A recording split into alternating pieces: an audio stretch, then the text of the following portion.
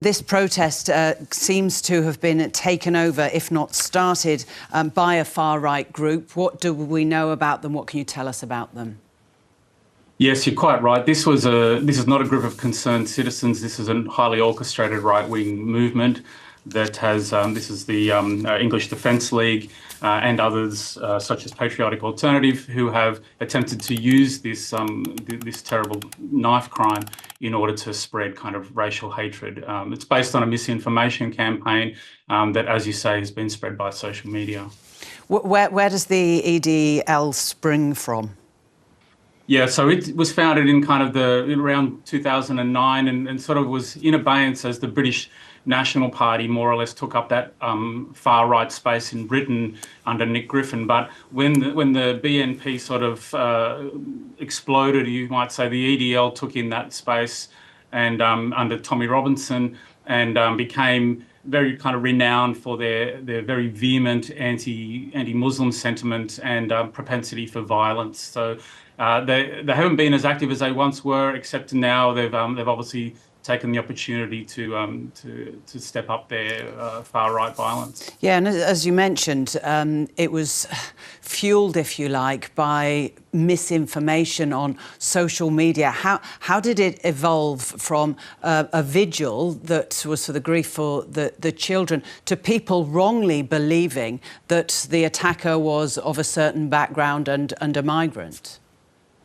Yeah, I mean, key here is social media and the role of large influencers on the far right. So figures like Andrew Tate, for example, but also Tommy Robinson, they spread that information on their Twitter accounts, and 15 million odd people saw, for example, Andrew Tate's claim that it was an illegal migrant, a Muslim migrant that had committed these crimes, and from there that sparked a coalescence of far right groups that more or less hijacked this event and turned it into a hate campaign. Yeah, and what's the demographic of the people that make up these groups? I mean, many describe them as angry young men.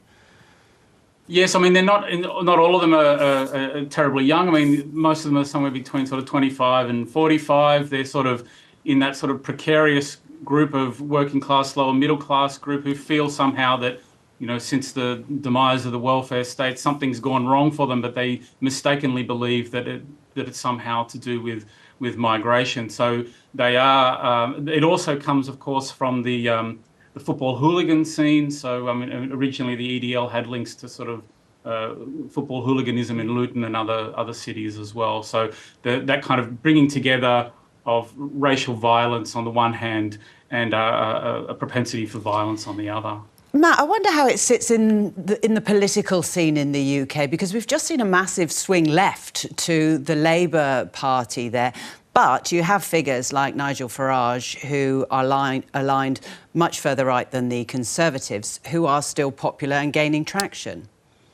That's right. I mean, with the implosion, I suppose, of the Tories and the Tory vote, there is a kind of a space certainly to the right of the Tory party. And this is, I think, the space that Nigel Farage is trying to colonise with his Reform UK party.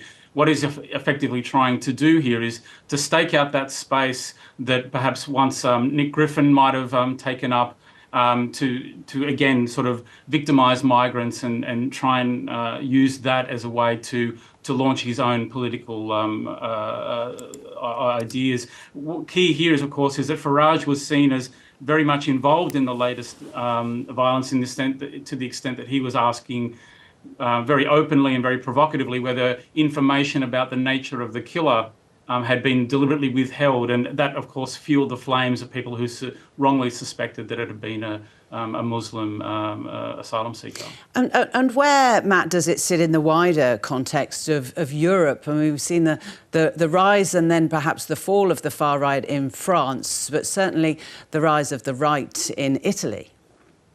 That's right. I mean, I think Farage is trying to stake out that similar ground that you might see with National Rally in France under Le Pen, or Alternative for Germany in Germany, that is so very strong in the eastern states there, and as you say, Meloni in Italy as well. These groups are, I mean, although Britain has had a Labour centre-left victory, these groups are very, very active and looking to effectively become the party of rule, not just kind of a party of protest on the far right.